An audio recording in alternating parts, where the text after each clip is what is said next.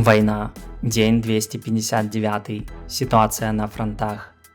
ЗСУ получили первые мобильные ремонтные мастерские для ремонта Хамви, которые закупает фонд «Повернись живым».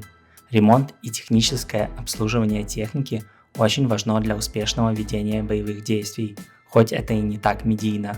Такие мобильные мастерские значительно ускоряют ремонт и дальнейшее возвращение техники в строй, так как способны осуществлять ремонт в полях недалеко от линии фронта. Мастерские установлены на шасси МАН, имеют генератор мощностью 17 кВт и оснащены краном-манипулятором для монтажа двигателей. Восток. Продолжаются приграничные обстрелы в Харьковской области. Украинские войска постепенно продвигаются все ближе к Сватово, и, похоже, российские мобилизованные не способны остановить продвижение. При этом они несут огромные потери. Также есть многочисленные кадры с большим числом пленных российских солдат. Украинский генштаб сообщил о отражении атаки на Новоселовку в Луганской области на трассе Н-26, что свидетельствует о том, что село находится под контролем Украины. Трасса Р-66 находится под огневым контролем ЗСУ, хоть россияне и предпринимают атаки, дабы оттеснить украинцев, но у них это не выходит. Южнее российские силы атаковали украинские позиции через лесной массив в направлении Ямполя. Атака была отражена.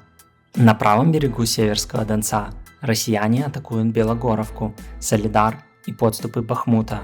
Бои там ожесточенные, но продвижений фронта нет. Появились любопытные кадры атаки россиян в районе Бахмута, на которых происходит мощный взрыв российской машины УР-77 «Метеорит». Но тут скорее более любопытен боевой порядок бронетехники, выстроившейся в колонну.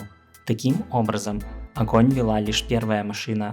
Также на кадрах отсутствует поддержка пехоты, что свидетельствует о высоком профессионализме командиров. Собственно, результат такой атаки вполне очевиден. Дальше продолжаются бои в районе Авдеевки, а также россияне атакуют Угледар, неся огромные потери среди морской пехоты. Бои идут непосредственно в Павловке. Тут у ЗСУ доминирующие позиции на высоте, что позволяет удобно обстреливать россиян, которые пытаются атаковать, увязнув в грязи. Потерпев многократные неудачи и понеся большие потери в атаках с юга через Павловку, теперь россияне атакуют с востока непосредственно Угледар, но продвинуться и тут у них не выходит. Дальше изменений не произошло. По Запорожью продолжают наносить ракетные удары. Юг. Сегодня россияне активно начали взрывать мосты на подконтрольной территории в Херсонской области, в том числе и у себя в тылу, что может свидетельствовать о их отходе и сокращении линии фронта, а быть может и вовсе отступление на левый берег Днепра, в том числе и из Херсона. О последнем свидетельствует выступление Шойгу и Суровикина, в котором они объявили о отводе войск. Сейчас известно о взорванных мостах в Снегиревке, за которую шли бои, и где сообщается, что украинским войскам удалось уже зайти в город и даже поднять украинский флаг. Также был подорван мост Дарьевки через Ингулец, а это основная линия снабжения Херсона со стороны Новой Каховки. Также были взорваны небольшие мосты через каналы в Садово и Львово. Сейчас по этому направлению много противоречивой информации, поэтому решил дать только подтвержденную. Думаю, в ближайшее время картина прояснится.